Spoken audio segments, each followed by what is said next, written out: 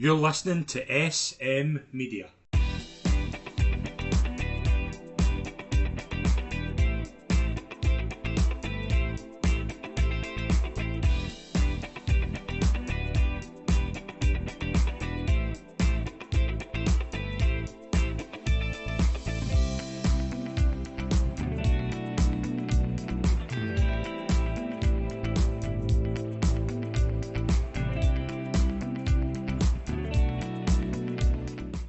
Hi, folks, and welcome to the latest episode of our SM Media Countdown to Cheltenham series. I'm Scott McPike. It's an absolute pleasure, as always, to be your host. And we are finally in December, and that is when the National Hunt season really hits its groove. We're by Fairyhouse, one of my favourite weekends of the season. Very informative weekend of the season, this. We'll look back on here. And to join me to look back on quite a busy weekend, it is always a pleasure to welcome from the Scottish Daily Mail, Callum McClurkin. Hi there, yeah, all good here. Yeah, it's quite frightening to think that it's December already, but it is, and all the entries came out for Christmas, Leopardstown for the Grade Ones today, so that's another good way to kind of look through things. And again, you're just slowly revealed, particularly Willie Mullins, you're slowly getting to kind of the stars really are kind of beginning to come out in full bloom now, and we saw that with some performances on Saturday and Sunday in Grade Ones. Yeah, absolutely. We'll get into them later. We've got all the kind of big races to cover. We've got our 5 performances, and then we'll look ahead to another busy weekend with another couple of Grade Ones. But we'll start with a couple of questions, and these are both from the first one's from Fairyhouse.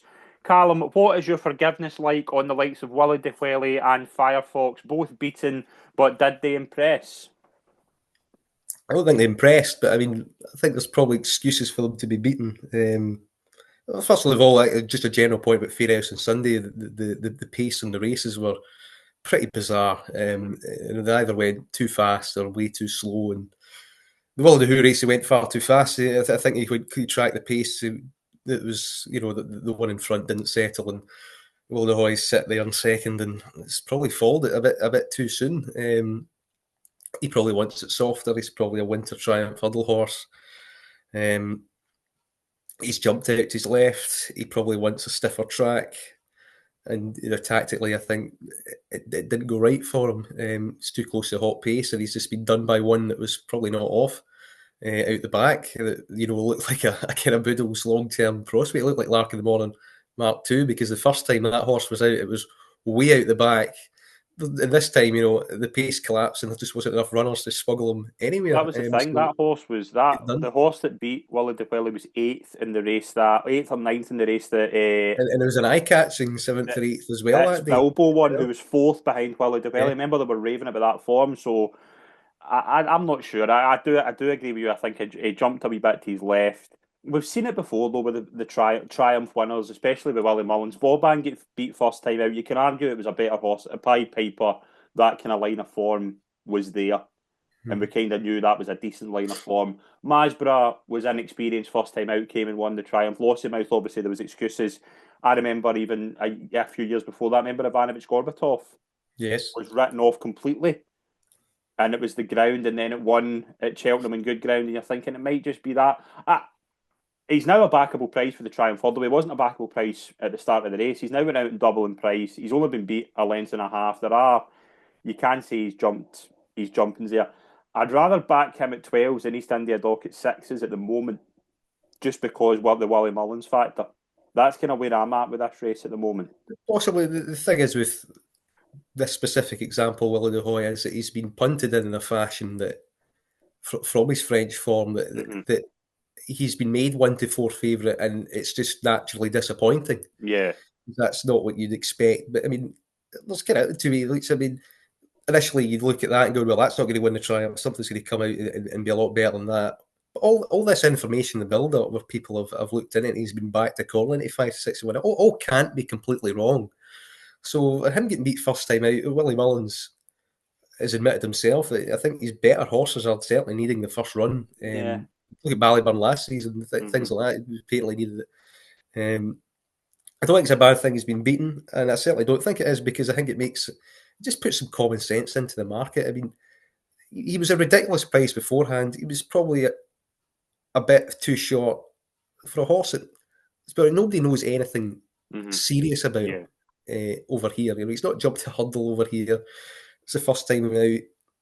Like, and as you've said, the Triumph, I mean, they could develop into these horses come spring. So I don't think it's a bad thing. I think he's now a reasonable price. Would I wave in on him? No, because you'd still have expected him to win and maybe be a bit better than that. But you know, there were excuses. Is it forgivable? I think it is. But you know, he's not gone from banker material in a Triumph hurdle to no chance overnight because of one race. You know, and the other argument to that is that he shouldn't have been that price anyway in the first place in the Triumph because we knew nothing about him. So there's that argument there. There's a bit of nuance in between. You know, he's not bombed out, but he's no real kind of special thing at the moment. So he's in that bracket where he could develop into that and he might not. But you know, there's a bit of it. Finally brings a bit of sensibility into things.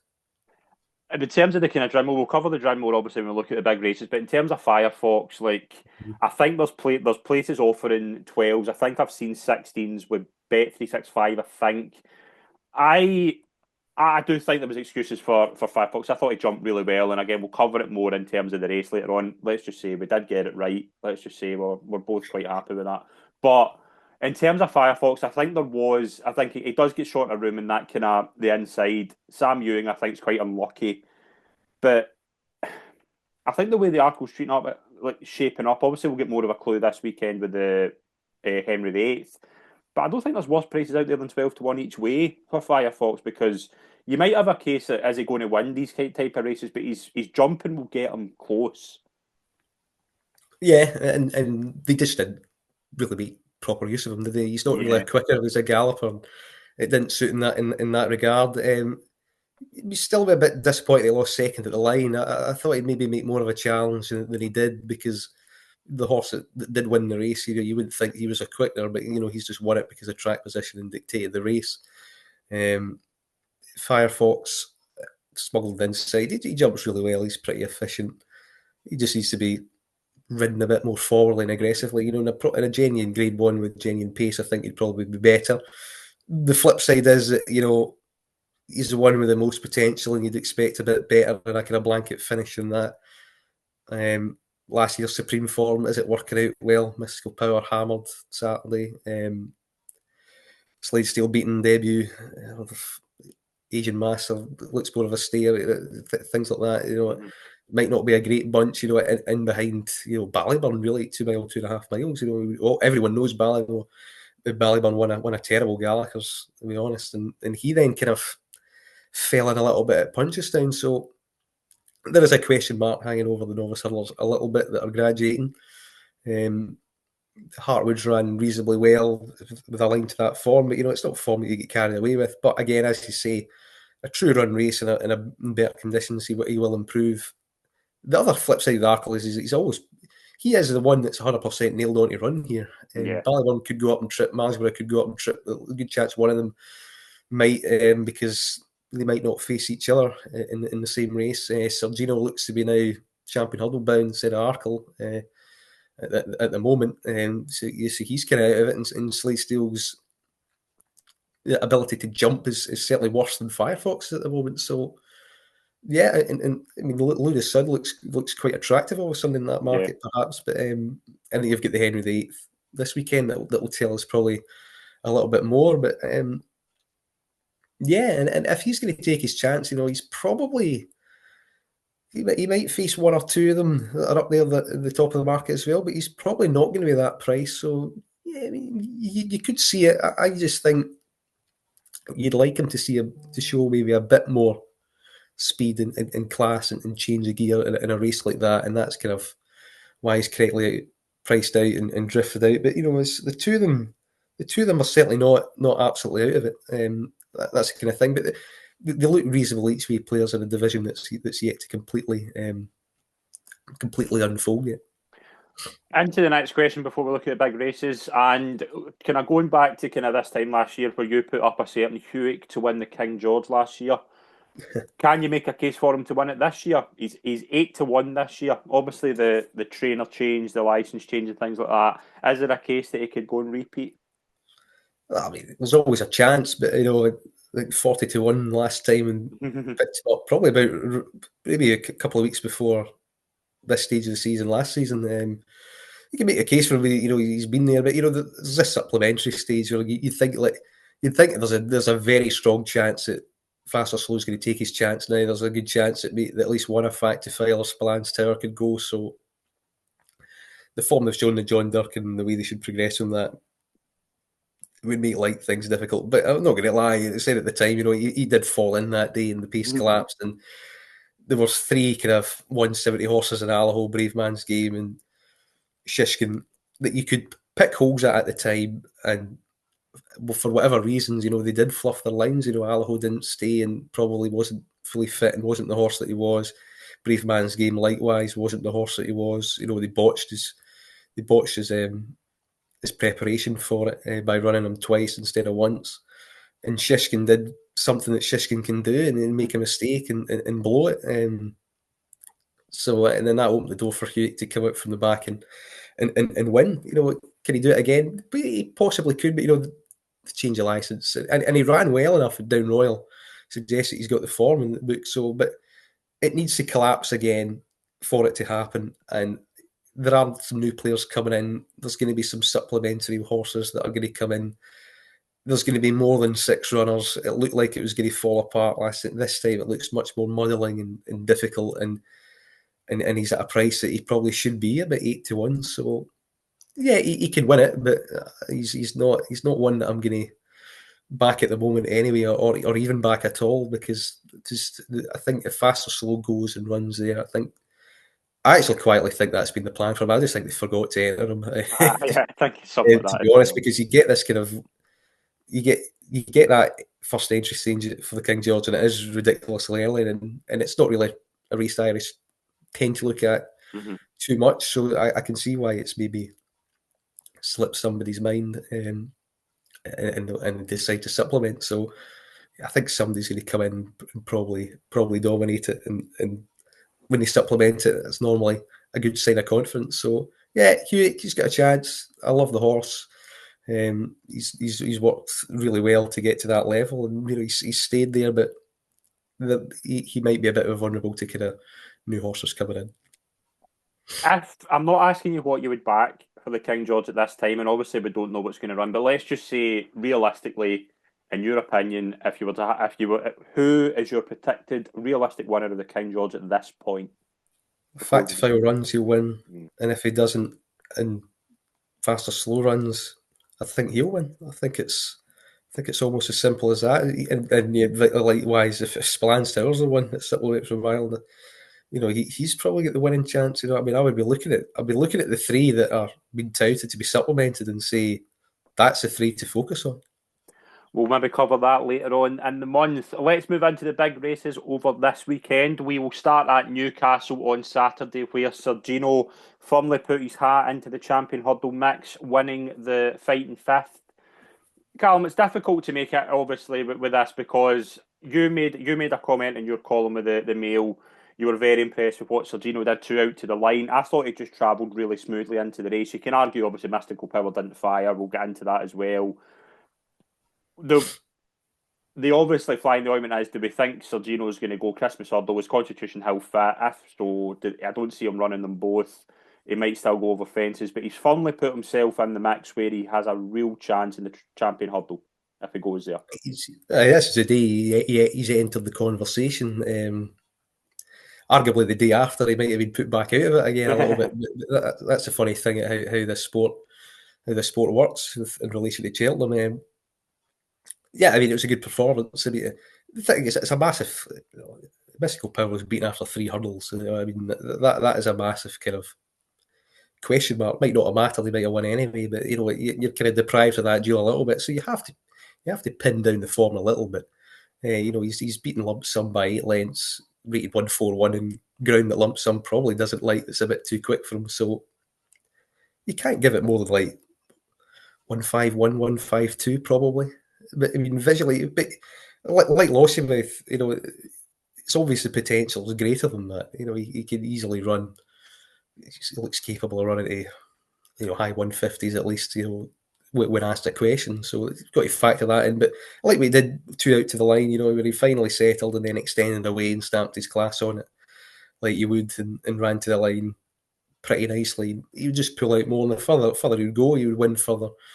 It was a good performance. It showed that he could do it in quick ground. I was a bit worried that he was kind of keen early doors because he went particularly slow the first half mile.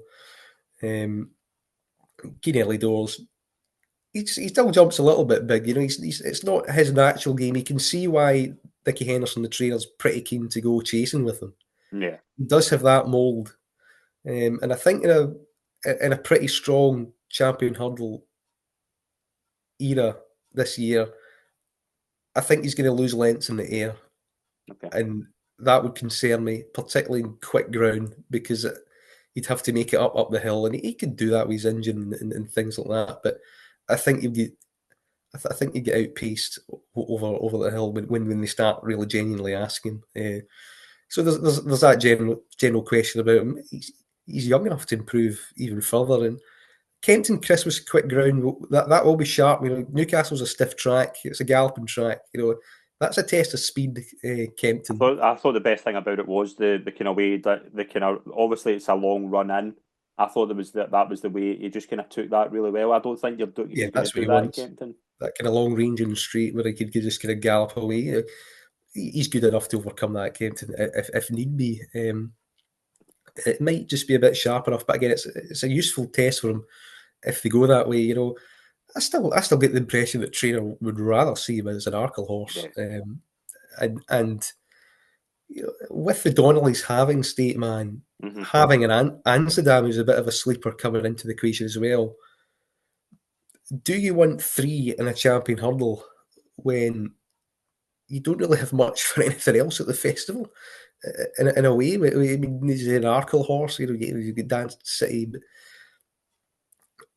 do you want to pigeon them all in one race? And I think that's kind of the conversation where that they've got to have. Is this is a problem where all the power's concentrated in so few hands? Is how do you split them up if you want to split them up? Well, I think he definitely runs at Kempton, but he either runs in the Christmas hurdle or he runs the following day in the Wayward Lad.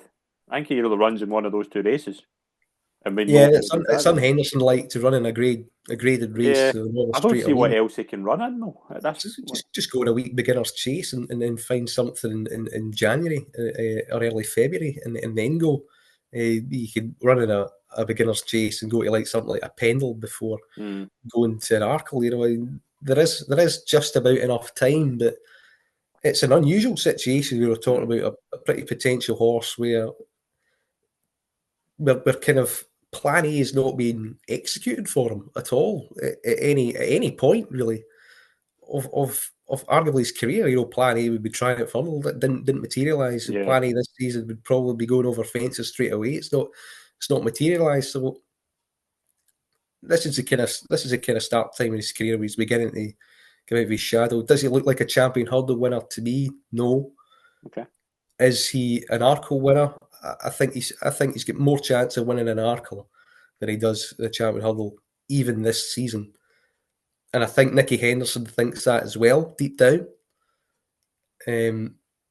But it's just whether the pieces in the jigsaw are going to manoeuvre in his favour. And at the moment, I don't think it is. It could do. He's a player. I think he needs it softer to be a contender, because I think he's got to keep tabs on them up the hill. And I just worry for him that speed horses like Lossiemouth are just going to travel all over the top of him and just pick him off when they need to. But, to the line, he's a strong steer. He has a chance. And the potential factor's got to come in. His ceiling could be anything. That's the excitement thing. That's the thing. If you're a believer in him, you just keep backing these horses until they get beat, because there's no reason not to. Let's move into Fairyhouse. We will start with the Royal Bond. Romeo Coolio beaten by Willie Mullins' Toonsivator. Obviously, Romeo Coolio, bit disappointing, drifted right.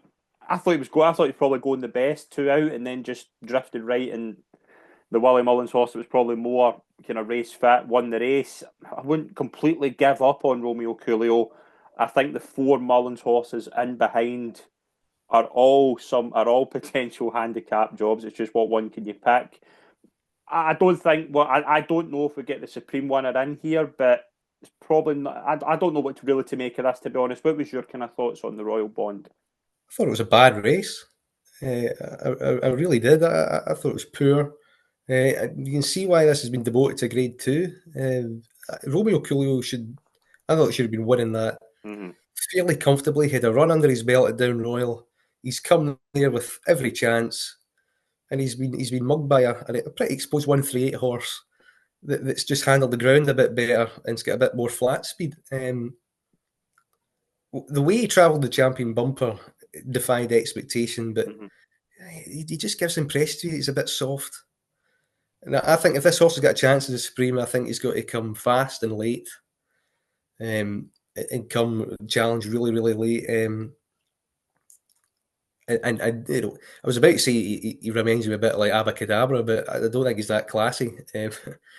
Just think he might lose a battle, but I think you've just got to drop him out, and hopefully he's seen better effect off a strong gallop, because he can jump a hurdle quite nicely. He travels very classily, you know.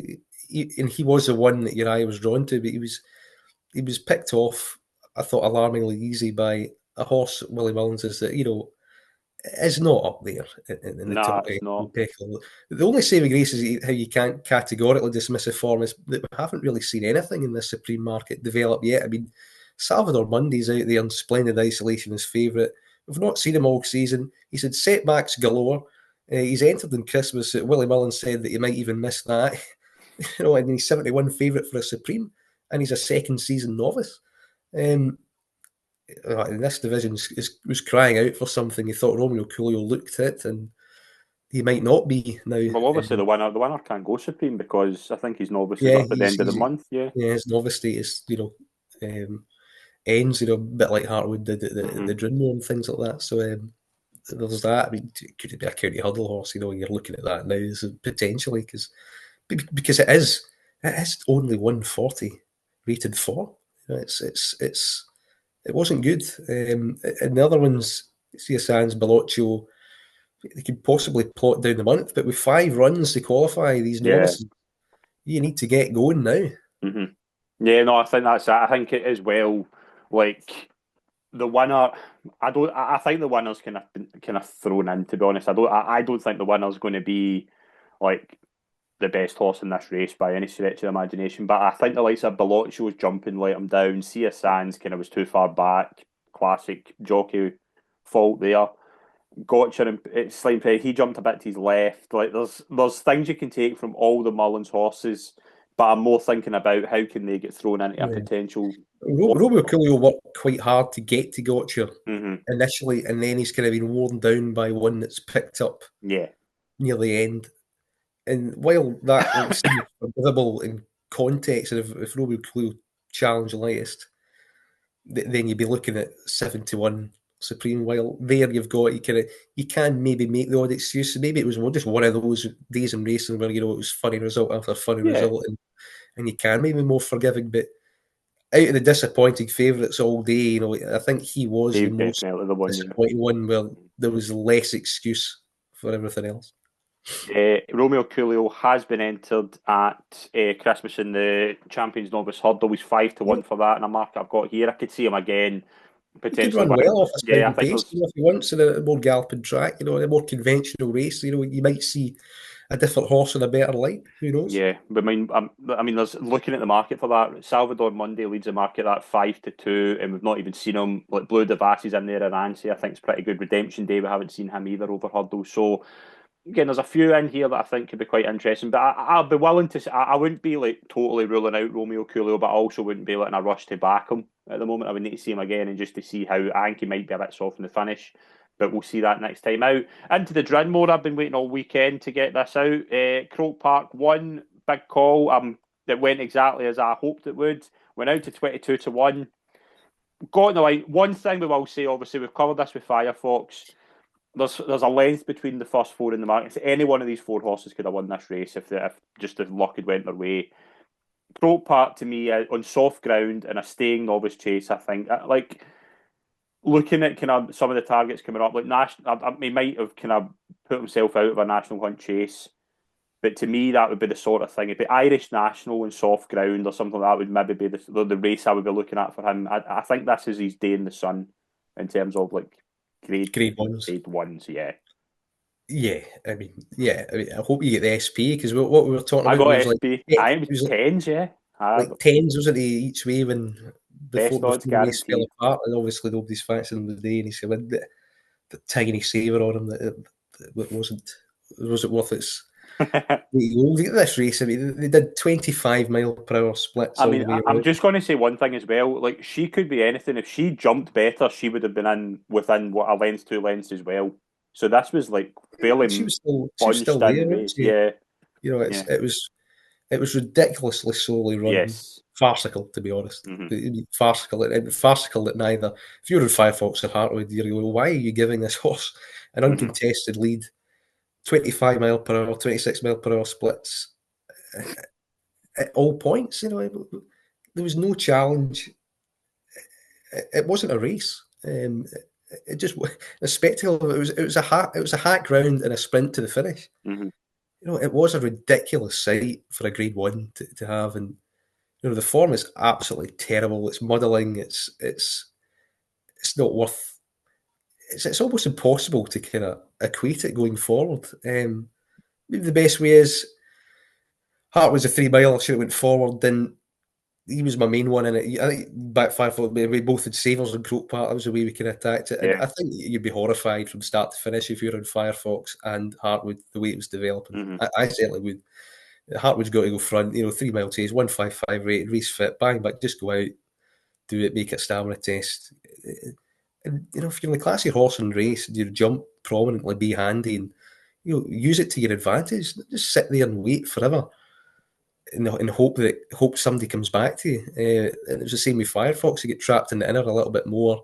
We jump the most efficiently, but wasn't able to use it and harness it in a possible way. Just give the winner some credit. You know, he did bleed the last day. Yeah. The nose. He shapes as a kind of big gallop or like Irish national type or a brown of eyes in a bottomless ground. Even a national hunt chase horse, you would probably have to normally say. But you know, we did mention that subtly, I think he's probably more classy than we thought he was. That he might have a gear or two, and he had enough to hold on from the front under Samu. He just bowled out and was able to dictate and maximise it to full effect, even though he's drifted the market. Because you know, when you see a horse that bleeds, you're like, you know, he's the one where those are the days where you go for him like the 2021 stuff like that. See when he's going to be his favourite or second favourite for an Irish national.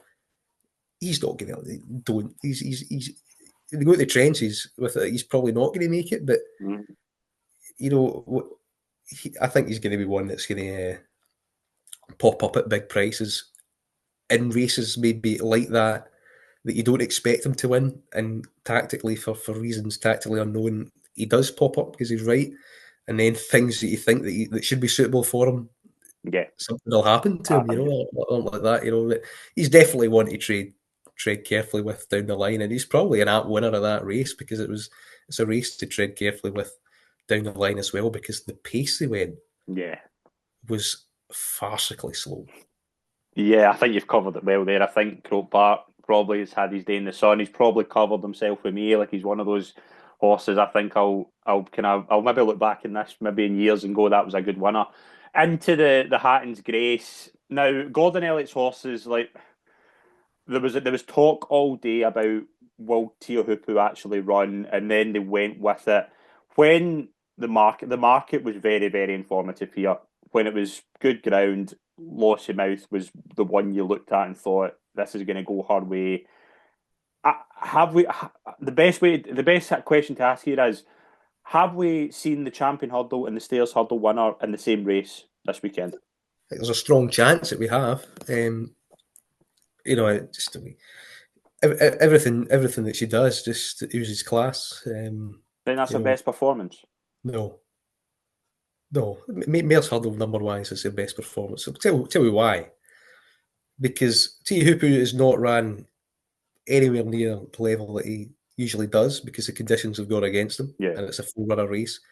And Maxim is rated Beacon's Edge is rated 144, and it's a 10-year-old that has beaten 9 3/4 lengths with a £7 allowance with Lossiemouth.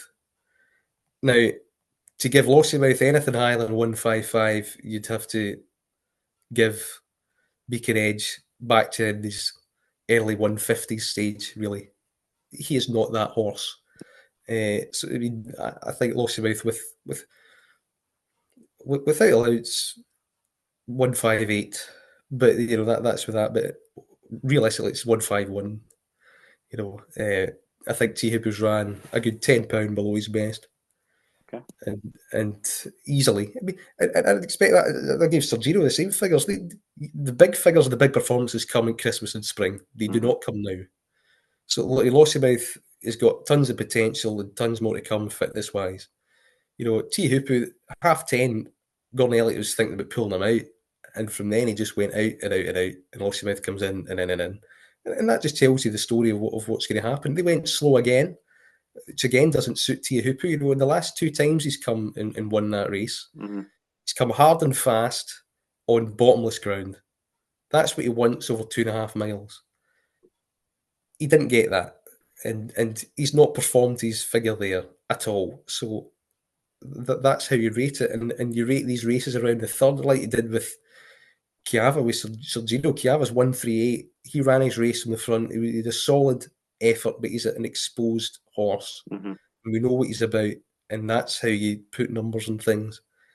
And that's why I think I rated about both of them about 151. But both of them will easily run to 160 and things like that. I mean, the numbers are there. It is a kind of deceptive, because it was a deceptive race. It was slowly run, and Lossiemouth just cantered in behind. Made one significant mistake that you wouldn't get away with in a truly run champion hurdle.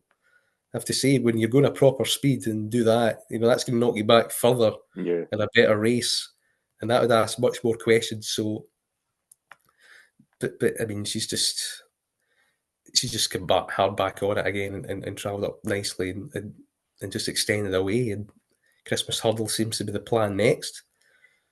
Could take on Sergino there potentially. We'll see how it happens. And I think particularly around Kempton, I think you'd expect her to win that, and then it's probably on to Cheltenham, and then Punchestown, and like 74. It's no price, but it's the right favourite. And she's the right favourite. Yeah, pretty hard to see her beaten with that £7 allowance and with those extra gears that she seems to have, because she looks even better potentially at 2 miles and 2.5. She's versatile ground wise, tactically as well, pretty versatile.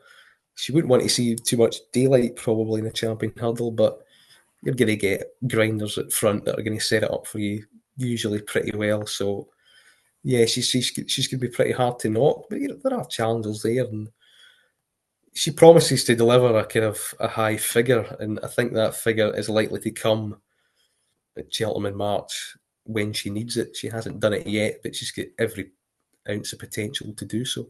Yeah, I do think they can erase the champion hurdle like a quicker type of pace. Tia Hoopu's not moved in the market, which I think is very interesting. So there's nothing else to beat. Even though he's been beaten, I don't think they'll go off the formula. I don't think they'll go, all right, he needs another run. I think they'll be quite happy with his run there. I think that's the reason why he ran, isn't it? Because, he's so... He runs best. They like him pretty fresh, don't they? He only ran twice last season. So I think if they could have waited, say, this ground's a bit too quick for us, we don't like the look of this, we'll wait till Christmas. I don't think they wanted to do that, just because of the nature of him. So even though if they probably didn't want to run, and he's ran like the market sometimes tells you the way it's going to go, and as he pointed out, it did there. So I don't think he lost much in defeat, and again, I don't think he's got much to beat in that race. So probably get it softer ground, and he'll get away with that ground over 3 miles at Cheltenham. 2.5 miles around Fairyhouse, you just don't against an opponent like that. So yeah, I mean, 2-1 out to 5-2. You've got to push him out a little bit because he get beat. So there's a bit of a kind of a potential kind of ceiling there, but he still comfortably holds all the aces in the Stayers Hurdle division, and I think Lossiemouth justifiably is now favourite in the champion hurdle market. So yeah, no problem in people, maybe doing that double straight after the race. Let's move into our 5 performances over the weekend. You've got 3, I've got 2. You start with your first one. What was apart from the big races, what was the most impressive performance of the weekend? Impressive performance. Visually, I quite like the way Ballygurra Castle won. Okay. Impressed me because it's a Willie Mullins horse on jumping debut. It get messed about with twice with a loose horse. Still the guts there to win. Still made a big mistake at the last and still came out and won. He's a horse that had some hype about him around 2.5 miles potential this season.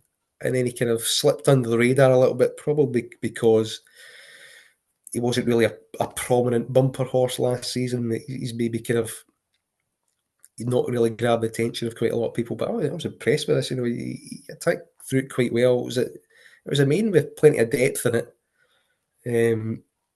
Dream to Share back in 5th, who shaped reasonably well, even though County hurdle. he's got to jump for a start. I wouldn't be backing him for anything directly. You just want him to get more experience and get a maiden under his belt and win one of those, and then finally develop into a thing. But yeah, he could be that type of horse down the line. And a lot of them.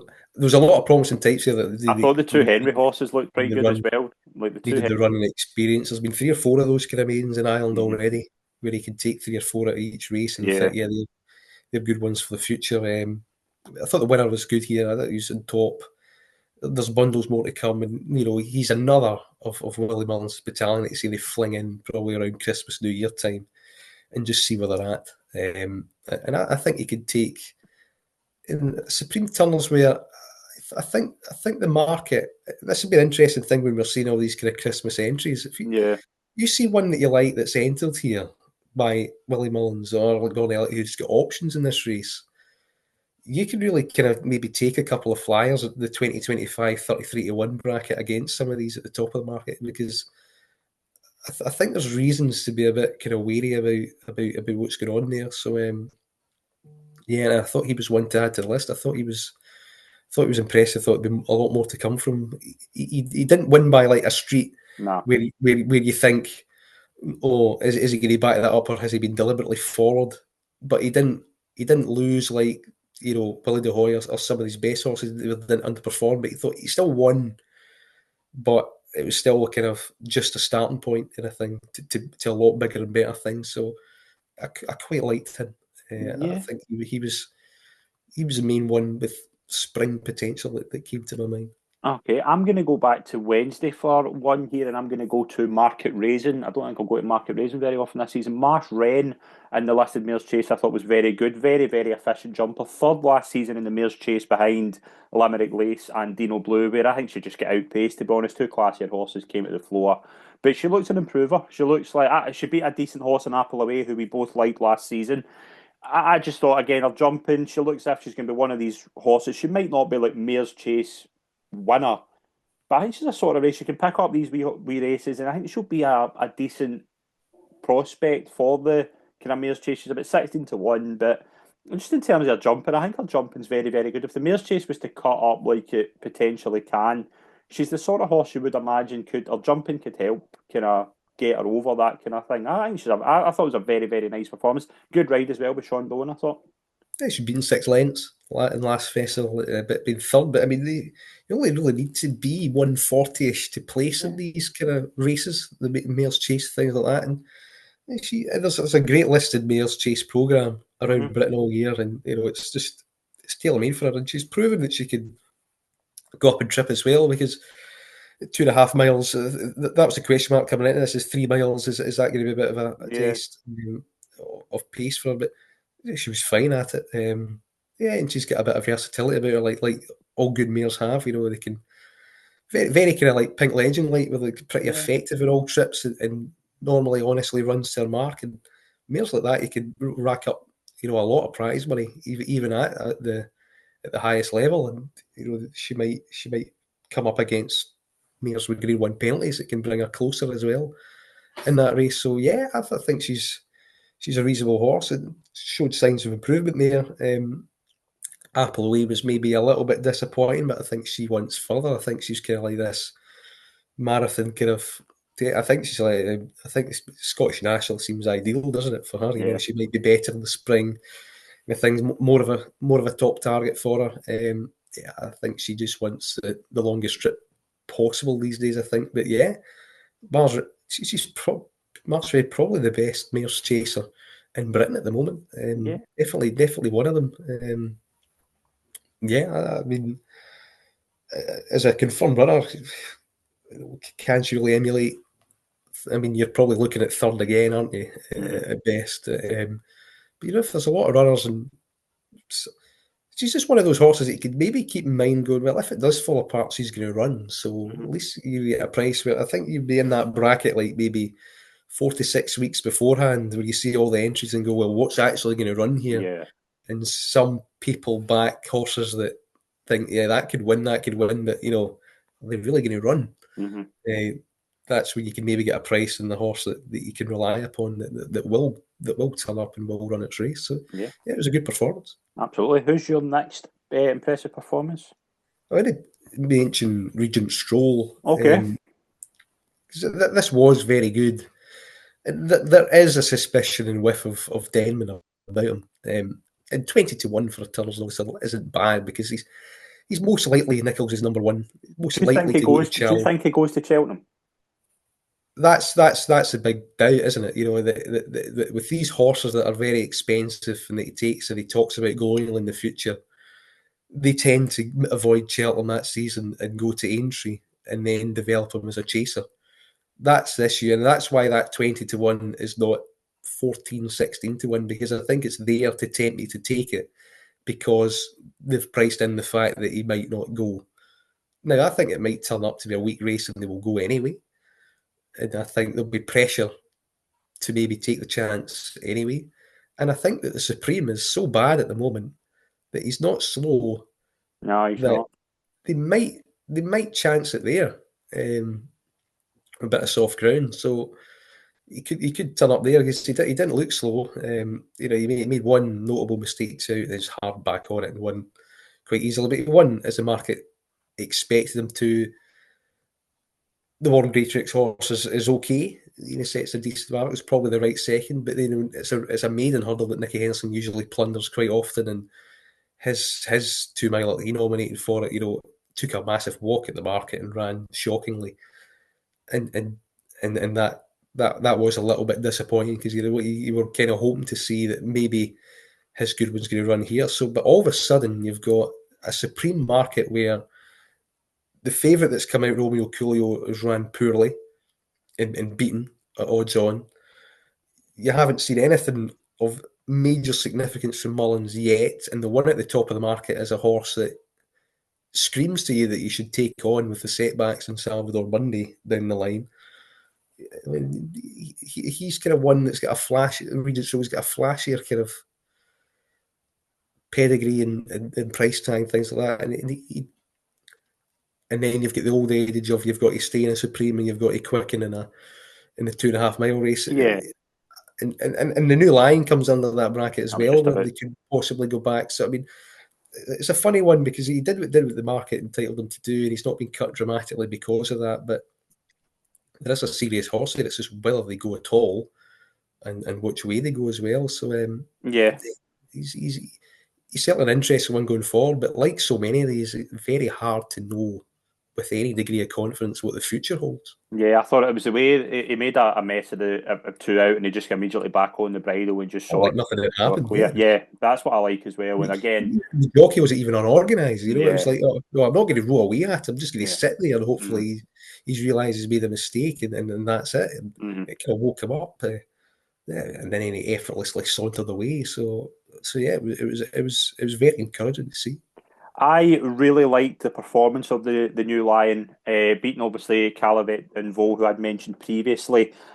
He looks to me to be the Challow horse. So that Challow could look pretty good. Like even if Regent Stroll doesn't go, we've mentioned Quebecois. He could be a Challow horse. Like you've got Potter's Charm. Yep.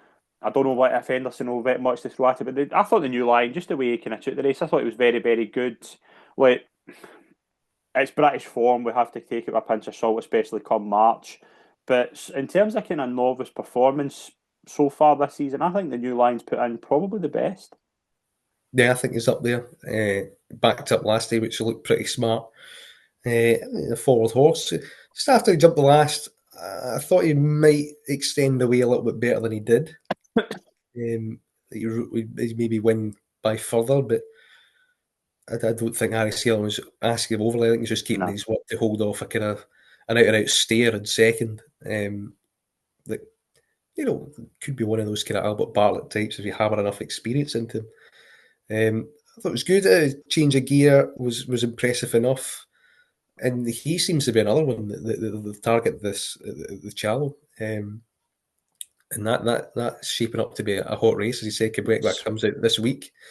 On Friday, he should enhance his claims. He looks a decent type. So yeah, I mean, there's a good 3 or 4 British novices that are worth following at the moment, and particularly when we haven't really seen the genuine Irish hand yet, and a couple at the top of the market look a bit iffy. Yeah, absolutely. Finally, your third and final performance of the week. Amsterdam. Okay. In Fairyhouse, where he travelled like a Grade 1 operator in a handicap. And this is the kind of left field thing that you get in races like this. This fella coming from France, and he does that and runs to mid 140 straight away. I really like the second Calaconte, who was confidently backed.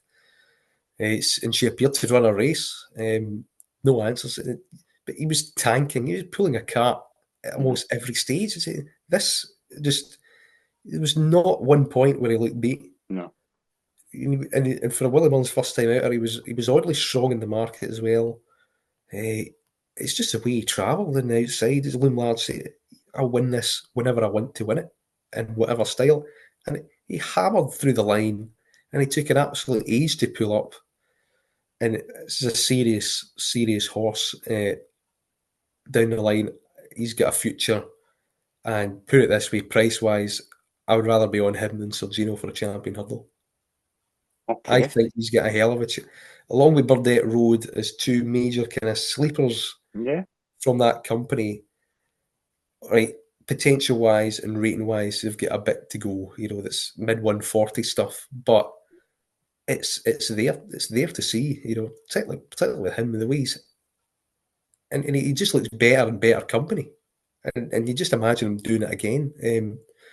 The International muted at Cheltenham looks just a lovely sort of race for him as well, and he looks like and you'd want a kind of gap between his races because you'd be mindful if he came out quickly at Christmas he might bounce because he was off track for a long time for making his debut for Willie Mullins, but he said fitness wise he had him forward, so maybe it's kind of too good to be true. Maybe that's outlier of that's a spring performance and early winter kind of thing that might catch people out, and maybe the improvement actually isn't really there, but the way he hit the line suggests that it was, and a nice gap between then the International and then I would assume on to champion hurdle territory. I think would be ideal.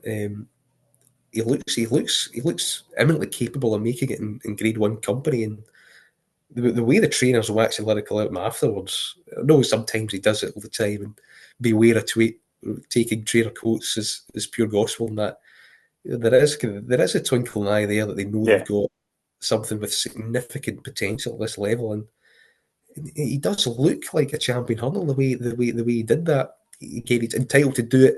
Like Sergino was entitled to do it, and Lossiemouth was probably entitled to do it, and they were better races against better horses, but that was truly run. Saw him in good light, and he breezed past a race fit 138 handicapper that's better than 138.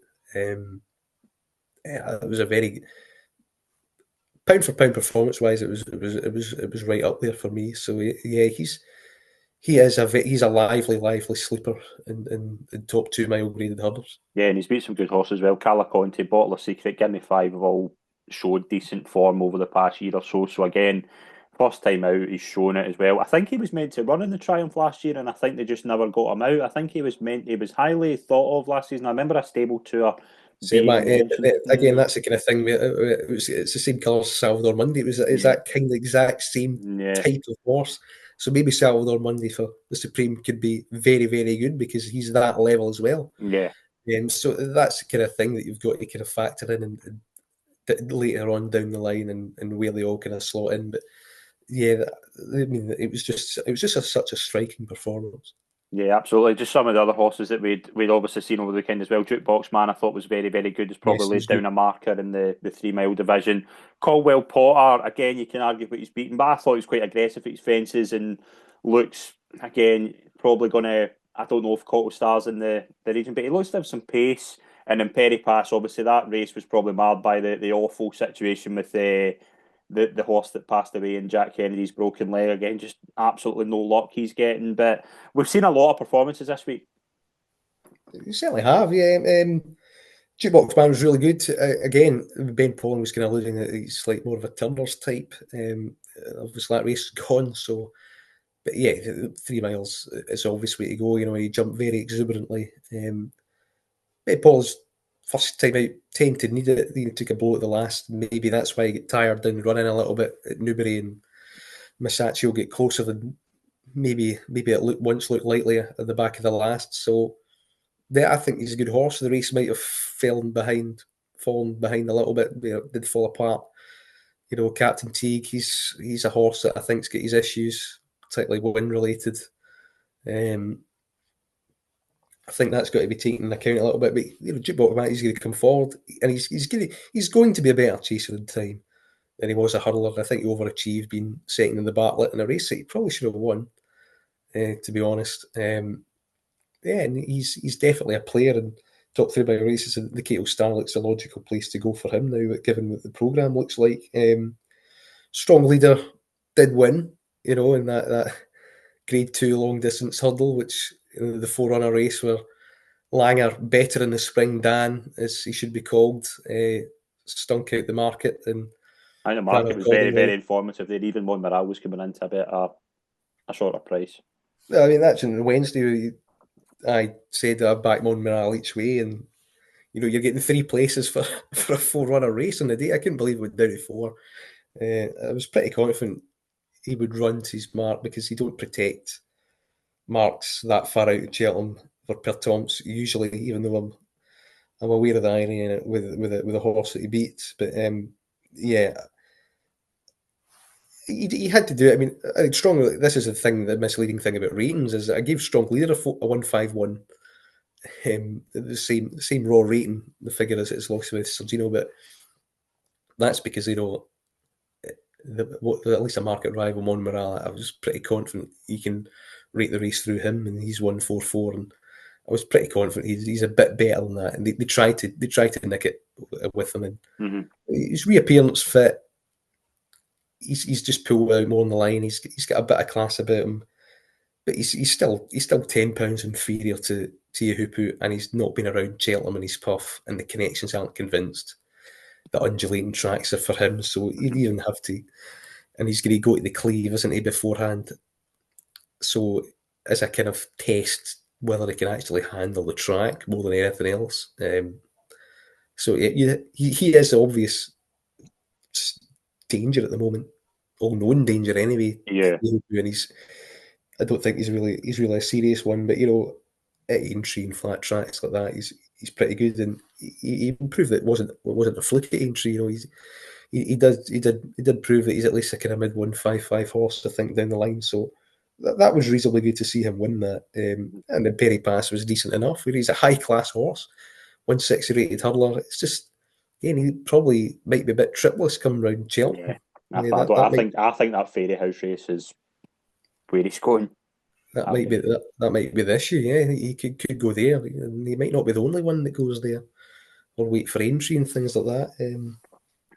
So yeah, but I mean, it was maybe a bit far from him, and that's why he kind of had to niggle away at one point to get him done. And you think that's a bit more laborious than you thought, but I think actually it was just to kind of waking him up more than anything. I wouldn't be concerned about that. So he's definitely needs to be a player in these chases as well, I would think. And I think Can Do Kid was worth mentioning. It's the Coral Gold Cup because of the race. It's prestige. It wasn't the greatest renewal, but he looks like a potential Grand National type, doesn't he? It was a solid performance in a solid enough race. Broadway Boy again, backed in, gets beat. Skyjack Hijack Very at good, yeah. Newcastle is very good. Jenny Candler 6 in a row, already rated 132. Again, I don't think the second stayed in behind from Ireland to better effect than you thought, but he's a hardy horse with experience, and he's going to get a nice break now. Probably River Dawn at Doncaster, and then they might take their chance in Albert Bartlett, although he probably won decent ground, which has kind of eluded that race before. And he's not going to get loose up there and be left alone, is he? So his rating, his ballpark, his base rating is kind of there where you could maybe make a tentative case of him at fancy prices and tap away potentially, but you'd be worried about it when he jumps into the fire in the spring a little bit to see where his genuine level is, because all these horses that are starting out now are open to progress, and he might not be, but if he keeps winning, then that's fine. And Caldwell Potter was good, good enough. As was Caliph de Berley as well. So I mean, both of them, I think they're just getting a little bit better with more experience. And Caldwell Potter is probably going to be better left-handed. I would rule out Kempton for him. And I don't get them. I think he'll probably race at a lesser grade than firing up yet as well. I think they're pretty mindful and keen to get experience into him and get conditions, given the price tag of him as well. Yeah, so absolutely, there's plenty of positive performances to take out of the weekend. Yep, and we've got another busy weekend to look ahead towards. We will start on Friday, a couple of Grade 2s at Sandown. We'll start with what looks a really hot novices hurdle, the Winter Novices Hurdle. Kingston Pride in here, 11-4. I've got the prices. You might have different prices elsewhere. Quebecois 3-1, Admiral Stewart 4-1, Bill Joyce 9-2, Bally Techno 6-1, and Pony Soprano 10-1. 6 really promising prospects. We've raved about Quebecois. I really like Bill Joyce. But I'm slowly coming round to Kingston Pride in this. Yeah, I mean, Kingston Pride's a good horse. A Oxford debut, won quite well on good ground. And he's got potential for Nicky Henson for sure. And Quebec was the other one that won softer ground at Chepstow, and maybe the money for Kingston Pride's coming because of the ground. But I think they've had rain there, so Bill Joyce is one that has got a reputation as well. So it's an interesting little race. I'd imagine I'd be siding with Quebecois right now. I think he's got the best known form. And I think he's probably just about the percentage call at the moment. But again, interested to see what the market's like when it fully develops. And then after that, we've got the Esher Novices Chase. We've got Handstands, Resplendent Grey, Welcome to Cartris in here as well. Cadell, St. Davy, Risking the Ground. 6 runners again been declared. I really liked Resplendent Grey last time out. I thought it was the real eye catcher in that race at Cheltenham, and I'll probably side with him here. Yeah, I think he's the one to beat. He might not be the best of these down the line, but I think he's the one to beat here today, on the day anyway. Softer ground should be fine from whether a half length defeat by Highland will be something to rave about come springtime. I'd maybe have doubts about that, but he's come forward. He jumps pretty well. Interested to see how Handstands bounces back. Cadell's well regarded up here. He won decent ground. I think it's quicker in the chase course than it is in the hurdle course at the moment. Wait and see the ground. And Welcome to Cartres. He's disappointed on the odd occasion. It was particularly disappointing at Ayr. I remember it was Scottish national meeting, and he was well down the field in a 3-mile novice hurdle there. It was pretty disappointing. But he's more of a chaser type. And he's had wind ops and things like that already, and I'm a bit mindful of how Captain T ran the last week, but he might need this. But St Davy's okay as well. And risking the ground, his level. So Cadell might run well because he made a really good impression at Weatherby, but it was a 3-runner race. It did kind of fall apart. So Handstands has got to come back from a fall a little bit. So I think Resplendent Grey is a safe option here, particularly around 3 miles with the experience that he's got in the bank. We'll stay at Sandown on Saturday. We've got 2 Grade 1s to talk about. We've got the Henry VIII Novices Chase. Short price favourite at the moment, Lord of Sud. Obviously, declarations aren't in yet.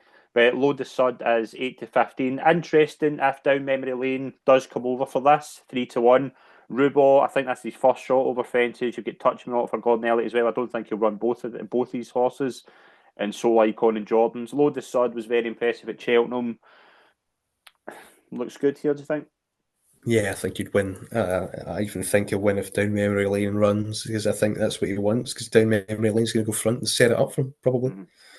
Mm-hmm. He likes the stalk in behind, and I think down memory lane likes things his own way up top, and you just see him probably get picked off in a battle up the Sandown Hill, if both of them run. Maybe Rubo is highly rated, and if he takes defence straight away, he'd have to be of interest, because he's another that's kind of like a high class handicapper like who the Sud was, and he's entitled to take his chance. He's a nimble, quick horse. He doesn't scream as a natural chaser as much as Ludus Sud would from 2 mile handicap hurdle ranks, but he could well be. But he's sacrificed his experience to a good horse that's already up there. And you would think in normal circumstances that it might be too much of an ask for him in a grade 1 like this straight away. But it's interesting. Paul Nicholls has just pitched him in here. No kind of beginners chases are. And obviously, the way the system works now is that he's rated 149, so you're not going to run him off that new mark in a novice chase handicap. So he's kind of forced to run here, regardless, if you see it as a positive or a negative. Touch Me Not won the Cranston really well this way around at Punchestown with a good jumping performance. The form of that is maybe a bit questionable, but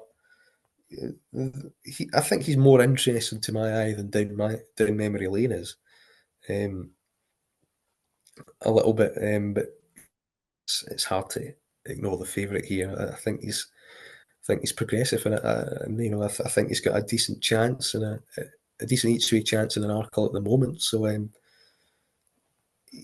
Dan Skelton's mapped it out. That he's made no bones about it. I think he's the one in this country anyway that's going to be the top 2 mile novice, and let's be honest, Touch Me Not and Down Memory Lane aren't going to be in Ireland, so you'd be wanting to win this to prove that. Yeah, absolutely. We'll move into the Tingle Creek. We have John Bond at 1 to 2. Very, very hard to see past him at Sandown. Calixios is in here at 7 to 1. Not sure if he's going or not. Reports seem to be that he is. Edward Stone, Boot Hill, JPR1's in here as well. It looks all about John Bond. He'd have to win this to be what we hope he's going to be this year.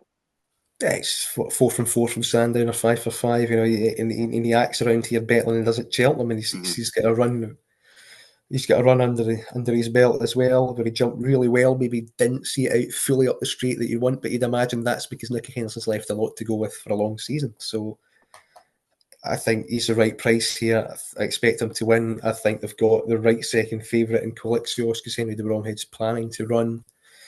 Done it before. He's improving. His comeback run at Nice was highly encouraging. And he is a sleeper in this division now, particularly Captain Guinness, with a lot of question marks now about him, the defending champion. He's the one in the yard that's expected now to kind of mature and develop and come into this equation as their leading 2 mile novice open chaser. So he's got it in the bank. And I think this is a good season, a good chance for him this season to really kick on and make the grade at this level. So, and he's got a bit of untapped potential this trip, and they kind of went too far from them, brought him back, and I think they're kind of getting to know him, and they're finding his optimum conditions out. The Arkle last year, he was well back, but it was a mess. The start that day was a disgrace, and he was absolutely shafted. His run at Aintree was subsequently disappointing after that, but he did a lot of work to try and get back into that Arkle to no avail, and I think the spring was kind of a write-off for him, to be honest, the way it panned out. I think he's better than that, and he proved that at Nice. And he's at the moment 150, and that's where the rest of the market are. John Bond's in a different league, rightfully so, but I think Calixios in potential is the right second favourite, and then you've got Edwardstone behind there who'll come on for his Cheltenham run as well, I would think. And I think he'd run a credible race again, where he'd probably be third. I think Boot Hill might take a backward step. the Harry Fry yard aren't in form as they were when he mugged Edwardstone at Cheltenham. I think you might find it harder to mug Edwardstone this time around in this race. But he could. GPR 1 Master 2 are interesting ranks to see where they kind of perform in relation to kind of a top horse like John Bonn, things like that. So it's probably decision time for them for whether they can maybe pick up the odd graded race when he's not around, or try and get handicaps around the 150 mark and maybe running top class handicaps over spring. So I think that's what they'll be thinking about there. I've never seen a more correct looking market in my life. Yeah, I'd agree. And that's why it's just, that's a race. That's fine. I might back John on the day. I might not. I might each back a Colixo each year. But I mean, I do like the look of the tri-cast of John Bonn, Colixios, and Edwardstone, something like that. Because I think they are the three classes in the race, and they might just gradually assert and dictate. But yes, we'll see. Like, the good sign is that they're all kind of, most of them seem to be holding their ground here as well. So it's not kind of a Mickey Mouse 3-4 runner, Grade 1 affair. And I don't think it'll be false run as well. So I think that's a good sign. And I think that's why the market looks pretty reliable as well. Yeah, I think Load of Sud and John Bonn, I think a double will just be under even money. So even money double. It's nothing wrong with that. Looks pretty good, to be honest. Yeah. Over to Aintree, we've got the Beecher Handicap Chase. We've got King Turgeon in here at 9-2. Gabriel at 11-2. We've got Shanty Classical, Cruise Control, Iron Bridge, Cocoa Beach. Callum, just make the case for the horse that is going to win the Beecher, please. Yeah, I'm on Gabriel. We tipped up 2 weeks ago, didn't we, at 16s, and he's second favourite 11-2, which is what we kind of anticipated the market would look like. Yep. And he's second favourite to the horse that won the Sefton when he was third. He's a bit out of the weights, but Henry Brook, that's not a problem with him. 9 stone 11. You know, he's won this. He won this about a decade ago. Highland Lodge, 10 stone. The name of the past, yeah. That's a blast. He was a smasher. Like Filion Rouge and horses like that, and Beechers, brilliant times. So yeah, and King Turgeon's a favourite. And he was kind of chief danger, and we knew that they were going to dominate the market. We knew they were going to be a lot shorter, and you know, Gabriel's the one that was longer, and yeah, so he's been the right anti-post bet, and just kind of hope that he wins. But it's the same argument as it was 2 weeks ago, where, you know, they are like these kind of races. They had one Guest Keel who won the Sefton, but get beat because he didn't quite stay this in the Beecher. And I just think this guy's the opposite, where he didn't quite have the pace in the Sefton, but I think he's got the stamina for this. He was third, he stayed on. He drifted in the market that day as if he needed the run. He was parked out wide in a pretty unpromising position, given the way it developed, as King Turgeon kind of just turboed through the inside and also got first run. He's got a slight weight pull, but the fact they're out their weights it's not ideal, but you know, it's not overly problematic either.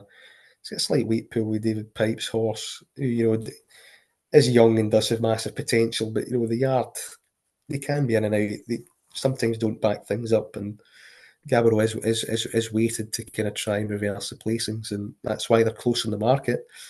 And yeah, I'm reasonably optimistic. Put it this way, I wouldn't swap him for anything. No.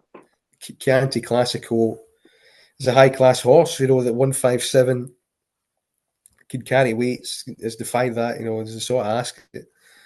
The fences won't be a problem, and you've seen it before in Grand Nationals where weight doesn't matter too much. The fences aren't that daunting. They take too much jumping, and the classy horse tends to come to the fore, and it could happen again with this fella. I think he might want it a bit softer than he's going to get it, or a bit better than he's going to get it. But we'll wait and see. But he does have a big weight, and is this a major priority for him? You know, he's going to get in the national anyway. Do you want to go up from 157 to win this? I think it's a bit of a sighter, personally, but Kim Bailey-Yard are going well. Iron Bridge is a strong steer. Cocoa Beach had cuts the last day from a poor effort at Punchestown. You wonder if he's going to be that forward. And again, you don't want to be winning from 159 at this stage of the season, really, if you've got realistic Grand National bids. Cruise Control's interesting. It's got to come at a weight. Arizona Cardinals get course and distance form. So does Chambard. Percussion run well in these things, but out the weights as well. The rest, anything that's got a surplus 20-1 that I think's got, it doesn't look like it's got any obvious chance anyway. There might be something that will spring through the gap, but yeah, there's only 13, 14 runners. It's cut up. I'm pretty happy with the position Gabbro, and hopefully he can do the business. It's not been a great punting year. It could turn. It could, or last weekend anyway. But it could start to turn if Gabbro wins. So yeah, let's hope for the best. And I think that market's probably going to stay. Yeah, I can see maybe. I think people will probably come in for Chianti Classical because of the horse, and things like that.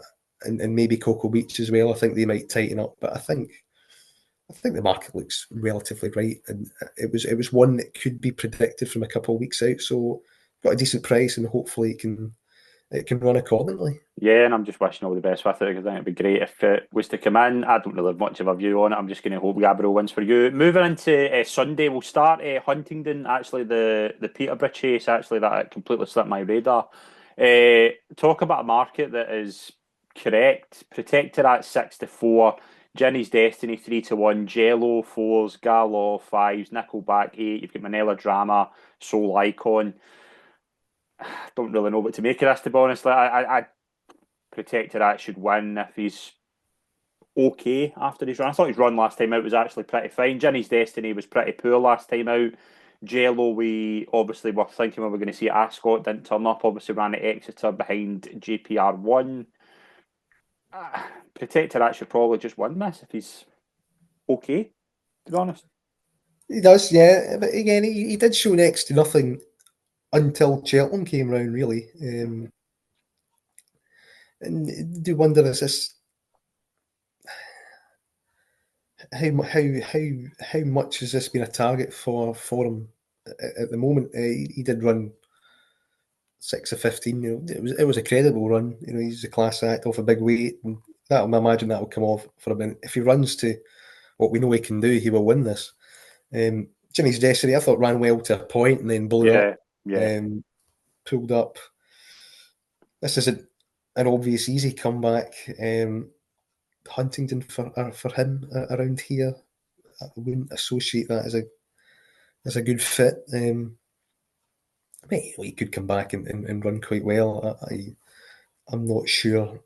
Right-handed things are pretty his bag, but the programme is as such that there's not really a lot of other places to go. Jello's a horse that I like, and the step up and trip looks a good move. He has a bit to find, and I'm mindful that he's maybe a bit short, but I think he is a horse with potential, and I think he can run into the mid-150s. And if Protecting It's off his game, I think he's the most likely one to capitalise. Gallo's a very solid horse. You know what he's going to get from me. He was second in that World Paddy Power Gold Cup at Cheltenham. And Nickelback's just a great pace angle. Him coming back, because he's going to make a test of it from the front. He's a front runner, so that's a kind of tactical angle to look at it. In Manila Drama's kind of forgotten about a little bit for winning an Old Road, so he's entitled to run in this grade, an open company as well. But the fact it's open company makes life tougher for him. But yeah, it revolves around Protecting That and whether he's going to be fully tuned up for this or not. And after having a run like that, Cheltenham, I think you'd expect him to be. But again, you're kind of sometimes mindful of these horses that they're just better in the spring kind of thing. But yeah, I think Protecting That will win, and if he doesn't, Jello might be the one that takes advantage of it. Yeah, I fancy Protected That. We'll move into Cork, a couple of races to talk about. We've got the Mayor's Novice Chase. Zenta's entered in here, Callum. Seems to be just Willie Mullins is not listening to you. But looking on here, we don't have prices for this yet, but I'm looking at so Only by Night looks to be a one that put in a good performance last time out. I really like Nara for Enwood de Bromhead. I don't know if she'll run in this because he's got Bird there Bust as well. And Willie's got the likes of Spindleberry, Zenta, Cara de Blaze. God knows, she could be anything. I don't think we'll run again. Eris Emery might, but really hard to make a note of this. But I think if Zenta's declared, I think you might explode.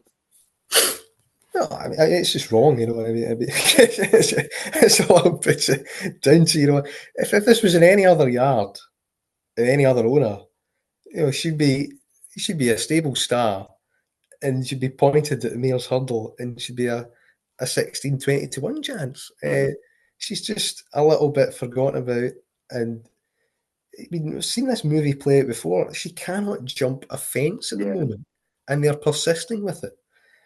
And I don't understand. And it's over 2 miles as well, which is shorter than our optimum. So this could be third time lucky, and they might get it right. And you know, and she's not going out in the market. And I actually do have cash out on her. So I might cash out on it during this race or before this race, and then put it back on immediately once she gets beaten. Because if she gets beat here, surely this will be abandoned at long last. And it's a better race than what she's been There's a pitched couple of into good nice ones in the here. last twice as well. You know, so only by night's good. Last time Tipperary. This is going to be tougher. Spindleberry. It's got some high class form coming into. I mean, she ran an absolute stormer last time out. I think Birdie or Bust is probably the one to beat. With that runner under her belt and that pretty warm looking beginner's chase, she looks a natural listen. And GP McManus has already got, this is the Cheltenham angle of the Mayor's Chase. He's already got the first three in the market, Liberate Lace, Dino Blue, and Impervious. Birdie and Bust is coming up. He's got nothing for the Mayor's Hurdle. That to me just makes Zenta even more bewildering. The fact you get Matt Walsh will be sitting there doing nothing in this race.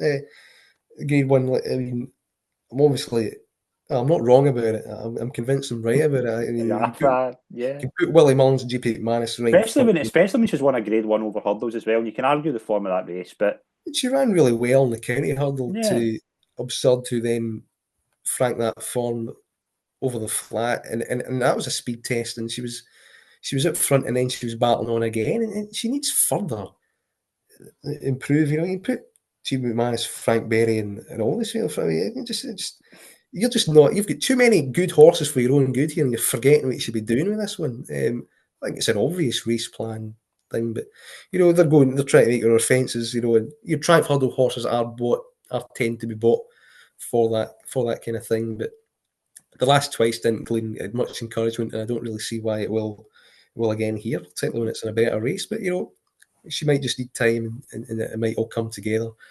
And even if it does, and even if she does win by 20 lengths, I still think they're wrong about it. But we'll see what it goes. Looking at it initially, obviously we've got to wait to see what turns up. But I thought Birdie and Bust might be the one for that race. But yeah, we'll see how that develops. I've got some decision making to do with regards with that, whether I cash it or not. Because whatever happens, you know, that price is still going to be there regardless. So I might as well accept that I might be wrong and will be wrong, and it looks like I will be wrong, but I will be wrong in terms of getting paid out. But I don't think I'm wrong with my opinion on it. But yeah, I might bite the bullet, cash out, and then just go back in immediately after the race once whatever happens, which I expect not to jump well again and get beat. Let's move into the Hillyway. Bit more interesting again. We will have the columns will be going out Saturday, Sunday. Obviously, Callum Louise picks as well that we'll post on social media. Energumeen's entered. Reading Stable Tours. He's also got Appreciate It, Blue Lord, Fernie Hollow, Dino Blue, Hunter's Yarn in here for Mullins. Banbridge is in here. You've got again. Calexios looks to be going abroad. Phil Dawes in here. You've got Riviere de Tel. It seems to be Energumeen holds aces. Is he going? Looks to be the target. If he goes here, if he's at his best, he wins. And I think if Energumeen wins, the Champion Chase market could look very, very interesting come Monday morning. Yes, it could well be, particularly John Moore running the day before as well. Ground. Is it going to rain enough? Yes. And he is much better than softer ground. And let's look at his form here. Interesting. He's been sidelined for a long, long time, but his last run was at Punchestown when he won, but there was yielding in it into soft. I mean, can you even run him in this? It's the kind of thing because He's getting the odd setback, and it's the odd physical set. It is what you traditionally call a ground-related setback. He won that at Punchestown pretty impressively and just stretched something a little bit in quick ground that just knocks him back a little bit. Looking back at his back form, it's ground. It was yielded to soft. We do know that he does need soft ground. It seems that he does need it, and you're looking at that kind of well, how he's been sidelined. His injury does suggest to me that he might have stretched something a little bit and knocked something maybe because of the count of going maybe that speed and that kind of quicker going. So I think if it's yielding here, I don't think they're going to take much chances with him and maybe wait for something in deep ground. The problem is how long can you wait for with these kind of horses and these races and these kind of programs? It looks a pretty ready-made opener for him. Dino Blue goes well fresh, probably the one that could capitalise the most. Yeah. What do we think if Dino Blue was to win this stylishly? Like he has said in stable tours, and again, I think because of the amount of horses he has, sometimes he can get quite confused with what horses he's talking about. But he seems to be saying Dino Blue could be a champion chase horse. That opens doors for Zent in the mare's chase, doesn't it? Yes. If she goes there. Yeah, but what I'm trying to get at here is that surely you'd Yeah. be looking at Dino Blue last season going, another year under her belt, she should be better for a mare's chase, and you think with what he's got potentially for the champion chase, that would be insane to think that's where she would go. But the problem is at the end of the season at Punchestown, wasn't it, when she was third behind Banbridge and Captain Guinness, and she was a heavy favourite that day, and she didn't get it done, and she was well beaten behind El Fabiola in the Dublin chase, and she won a soft grade 1 at Christmas, and you just think that's probably her level of 157. 160, against the best, against the top echelons champion chaser. She isn't quite there. Now, the thing is, a lot of the best top echelons of the champion chase don't make the race or underperform the race itself. So you make a case that Dino Blue, although get beat in the mare's chase, she could have won the champion chase, all things considered. On collateral form, and there was probably the penalty and stamina, a combination of the penalty and the stamina attritional test of it against Limerick Lace that did beat her at Cheltenham. I'm pretty keen on her in the mare's chase this year. I think when Willie Mullins gets beat in one that he probably shouldn't get beat, they kind of come back with a vengeance. Ellie May was the classic example there of we let that slip last time. It's not going to happen this year. And you got that impression when Argymeen in the Clarence House, where we know what we've got in the year when he won the second champion chase. We know what we've got. It's a champion chase. We win this race. And I just think, I don't think she'll win a Grade 1 at all. I think she'll avoid the penalty this time, and I think she'll go to the mare's chase, and I think she'll win, particularly after Limerick Lace, who's been bottom pretty often in soft ground, ran no race despite being supplemented in the Betfair chase. You've got Impervious coming back from a long layoff. The others have some way to go to reach that bracket. There is a horse in here who's unbeaten over obstacles. In this race, Fernie Hollow. Now, obviously, he's not going to run, is he?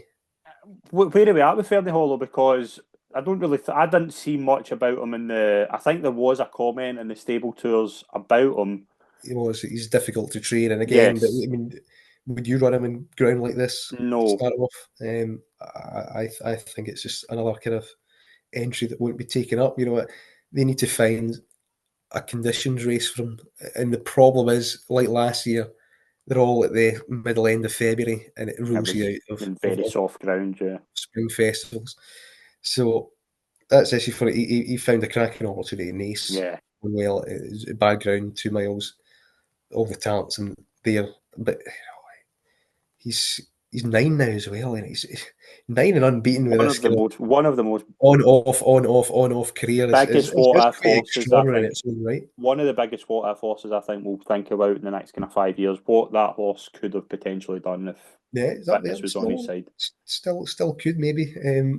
If it's quick ground and they all fall apart, and Banbridge comes forward from Navan, he could run well. He could be the one that might pick up the pieces. This is surely too sharp for Appreciate It. and Blue Lord. Yeah.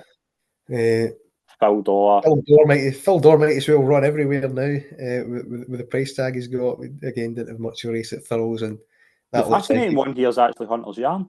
looks like he's tripping. And yeah, things didn't go right for him at Cheltenham. I quite liked him at the festival, but I do wonder if he's got enough scope. And again, quick ground is a bit of a niggling concern. So I'd wait and see what shows up. I think it's going to be Energamine. Because it's a grade 2. I think if he doesn't turn up, Gino Blue be their main winner. I think she'll win. And if anything else wins, it would probably be Banbridge because he can act in the ground really more than anything. Yeah, so we've got a busy weekend coming up. We'll move into just finally our tracker horse for the week. Callum, I'm going to go for the race that Caliph de Berley won. I think everybody's adding this horse to their tracker, and rightly so. I did have a bit of a mess watching this race because I was kind of half watching it and half doing something else. And I thought this horse was actually Mayertown, so I apologise in advance. Asta La Pasta jumped horrendously, but showed some excellent ability to keep on at the end. I think he will win races for the Skelton team, but has to jump better. Yes, he was given a quiet time of things. Yes. Let's just Think say there's maybe a wee bit of a method to the madness there. Another quietly ridden horse from the Skeltons. I did write about that. I call about Lion and things like that. Is the stewards should have had a word about that, and they didn't. Some people get certain treatment and some others don't, and I don't really understand why. I've got nothing against it. Everyone's planning something, mapping out for the spring festivals if they've got the right horse, but stewards should be having a word and clarifying it anyway. So yes, it was a quiet ride. And I'm going to be honest here. I think he looks better than his mark of 128. I think he's a better horse than his mark at the moment.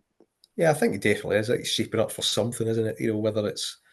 Whether it's something as grand as Cheltenham, I wouldn't be too sure about. But he's going to pop up in something.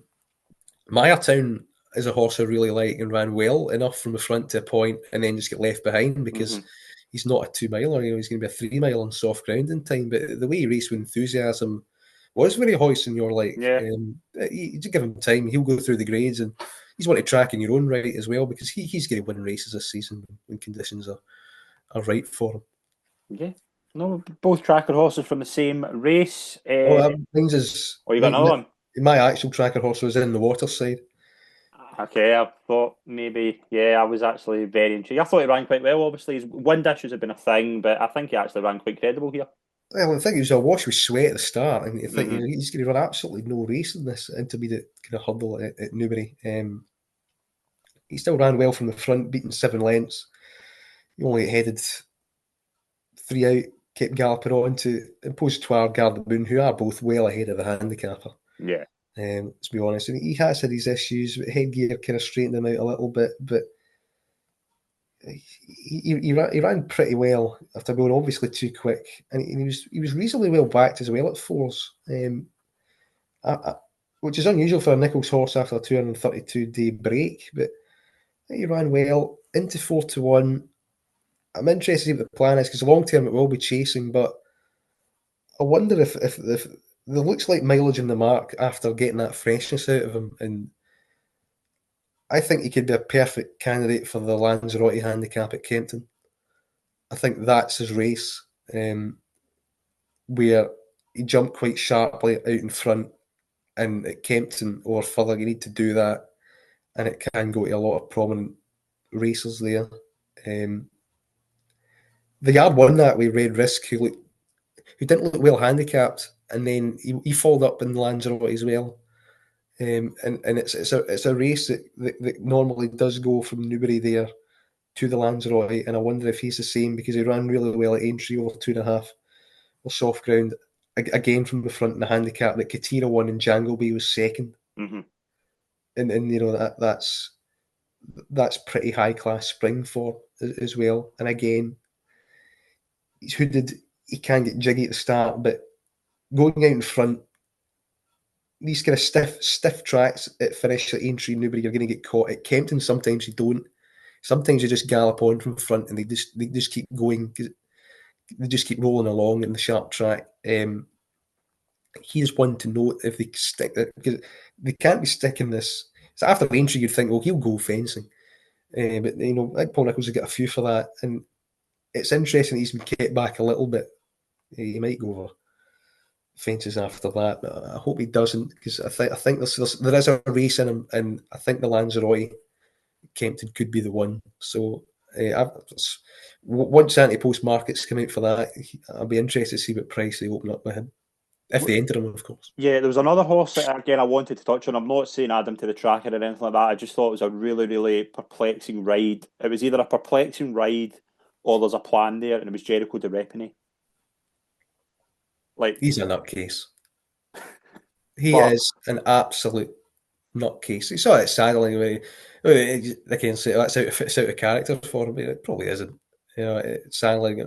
He is one of the most unreliable horses around. I thought it was a bad ride by James Bone. Again, I thought it was really good in Impose Trois, but I didn't get what. Like, he's maybe out the back and too far, but I think once something like that happens at Sandown, where he's kind of flipped out and something's happened, normally the instructions after that are get him settled, get him jumping out the back, and I think that's maybe they just kind of over exaggerate a little bit, and that's what they wanted to. But he was hammered in again off the back. It was massively gambled in. Liari's in fifth form, and Nicky Henderson having a pretty good day. But again, there's just ins and outs of that yard that we touched upon last week that are just baffling. One horse runs really well, the other horse runs deplorably, and that pattern to me is just is continuing. It kind of continued there with Jericho de Repine, but I didn't really fancy him much either. There might be something in him when.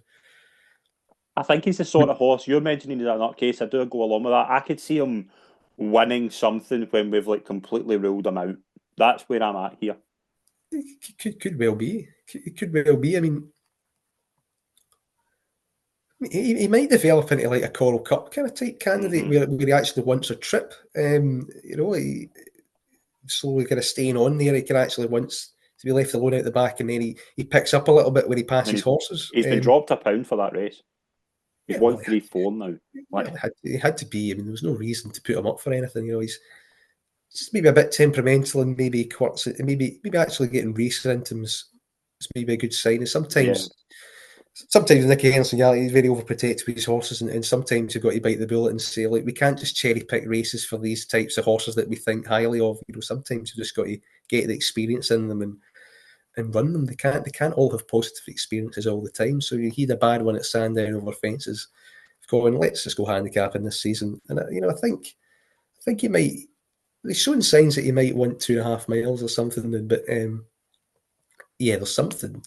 There's a quirk there that needs ironed out. But we'll see what happens. Time's on his side to do something. But in the short term, I'd be a bit sceptical of him. But he's one I would think you can maybe keep an eye on with maybe bigger things ahead and things like that. So he's another one of these horses that's interesting to note.